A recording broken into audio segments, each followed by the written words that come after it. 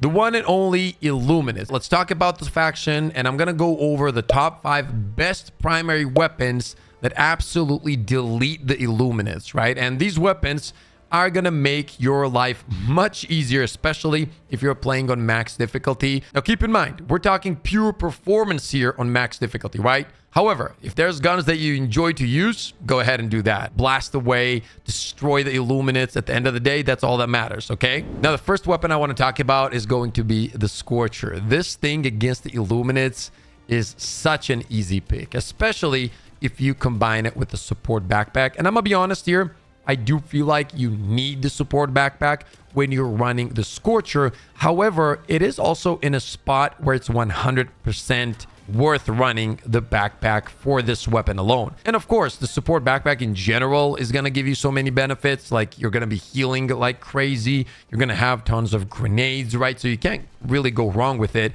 But the Scorcher goes to the absolute next level when you're running this backpack, right? The fact that you don't have to worry about ammo economy, and the fact that you can melt down all of these flash mobs and overseers, and obviously zombies are not an issue at all, is such a huge deal. And not just those enemies, by the way. Any of the new enemies can get absolutely decimated by the Scorcher. And at the end of the day, having the ability to melt down enemies such as the flash mobs is a very big deal, because they can create a lot of chaos on the battlefield. Number 2 is going to be Purifier. Now, for me personally, even though I think Scorcher is absolutely ridiculously strong, I prefer the Purifier against the Illuminates. I really do. And there's a specific reason for that. So for example, when you're talking about the flash mobs, right? You can kill 2 flash mobs in 1 magazine. And that is absolutely ridiculous if you think about it. And on top of that, one thing to keep in mind when you're using the Purifier, for example, against the flash mob, is that, oh, and by the way, before I forget, you have to use the charged shots, right? When I say 2 kills with 1 magazine, I mean charged shots. And another cool thing about it is when you're shooting a flash mob with the charged shots, the explosion radius is pretty big, which means that you're also clearing other enemies. So you're not just dealing single target damage, but the AoE clear is also very effective. And when it comes to Illuminates, that is very important, because a lot of the times on max difficulty, you are gonna get overwhelmed with the amount of zombies. And if you're thinking, yeah, you know what, zombies are slow, true, but sometimes they go absolutely nuts and they go crazy and they get really aggressive.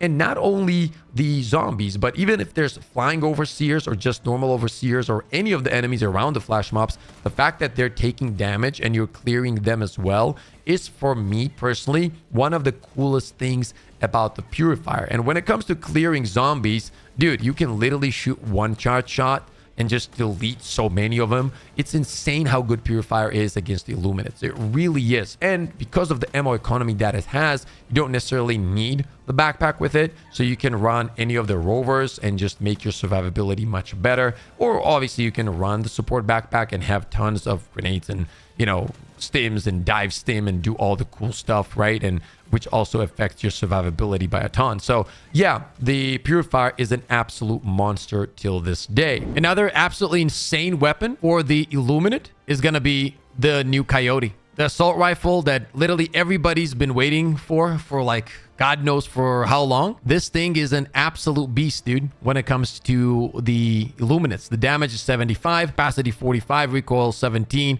fire rate 600. Remember, it's medium armor pen, and it's incendiary, which makes playing against like the Illuminate really, really fun. And another thing about it is that you can combine this, for example, with the gas nade or any of the gas tools, honestly, and it makes it so much easier to take care of even the meatballs. It's much easier because you're throwing in the gas, you know, and then you're also doing the damage from fire, and it works really, really good. The fact that it's so easy to take care of the zombies as well, the flying overseers and whatnot, you don't have to worry about the armor. And to be honest, Coyote feels really good against all factions at the moment. If you combine this thing with the gas rover, it feels just so good. You feel your survivability just skyrocketing, and the warpack also feels extremely good with this one because you got that incredible movement, which helps you to create more distance between you and the enemy, which then translates into much easier, much more comfortable games. You know what I mean? So overall, if you're looking for an extremely strong tool against the Illuminates, yeah, the Coyote is going to be there for you. Next up on the list is going to be the crossbow. Now, there is a certain reason I like to personally use the crossbow against the Illuminates. So let me explain. What you can do with the crossbow is use it with the shield. I'm talking about the directional shield. And when you combine this thing with the crossbow, it's just tons of fun, right? It really is. And it looks pretty cool too. So yeah, that's bonus points for that. On top of that, the crossbow obviously destroys the spaceships. The explosive damage is there, which means that your clears are going to be really, really good. It's actually really good against the flash mobs as well, once again, because of the set explosive damage. So if you do use the crossbow against the Illuminates, use it with a directional shield. I promise you, you're going to have tons of fun. It's actually very effective as well. You can't really combine a lot of weapons with the directional shield that are really effective. And crossbow is an exception. It's effective, it's fun, it looks cool, and it does increase your survivability as well thanks to the shield. The Eruptor, dude. And the Eruptor essentially right now shines against all factions. We can't really hide from the fact that it is one of the best weapons within the game, no matter which faction you're playing against. And it is no different against the Illuminates. It absolutely deletes everything, including the harvesters. And that is kind of crazy if you think about it, because you can like literally destroy those guys. The stagger, the knockback that it has on the harvesters, as long as you're going for the weak spots, is insane. It is just so effective against them across the board. The Eruptor also is incredible when it comes to build crafting, right? Like there's just so many tools you can combine it with. Any of the machine guns, for example, especially Stalwart, or the medium machine gun. And overall, guys, I do believe that these weapons are the best when it comes to the Illuminates. And for the final slot against the Illuminates, I'm going to give you guys two options here. And both of these weapons are really good when it comes to clearing all kinds of enemies, all the way up until the harvester. I'm talking about the Firebreaker and the original SG-225 breaker as well, especially after the weapon customization being implemented into the game. Both of these weapons have become better, and they do exceptionally well against the Illuminates. If we're talking about the Firebreaker, it really does annihilate all the zombies, and it's actually very good against the flash mobs as well, and overseers as well, simply because it puts enemies on fire and the tick damage gets the job done. Obviously, it's not going to be your main source of melting down harvesters, but yeah, fire can get the job done, especially if the harvester has low HP left. You just keep spamming them with fire and the tick damage will take it out. When it comes to the normal breaker, that thing is a beast, guys. 330 damage per shot, and with the drum mag, you can just keep shooting. It literally melts, for example, the flash mobs. It's very effective against all kinds of overseers, and obviously the zombies are an absolute joke for this weapon. So both of these weapons will serve you really, really well. What I like to do is swap in between the two to kind of mix it up and not use the same gun over and over again. Some people might be like, yeah, Pip, but why can't you use an AR against the Illuminates? Those are pretty good as well if you build around them. And yes, that is true. My argument is never that, you can't use ARs or you can't use, let's say, the shotguns or even the snipers, whichever you guys want to use.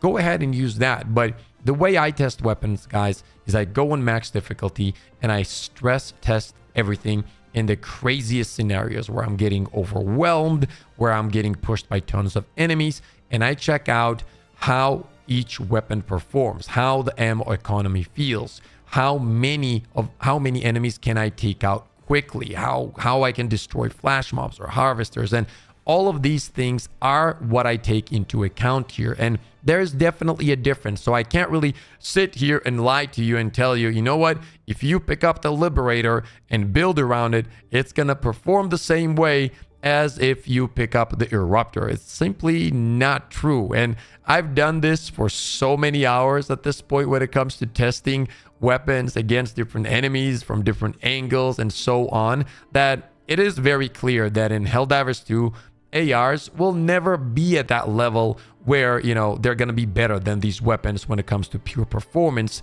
Now, that said, I don't know what the future holds. Maybe they get insane damage increases or new ammo types or insane new drum mag 2.0s. I don't know. But in this current state, even with the weapon customization, they don't feel more powerful. Don't get me wrong.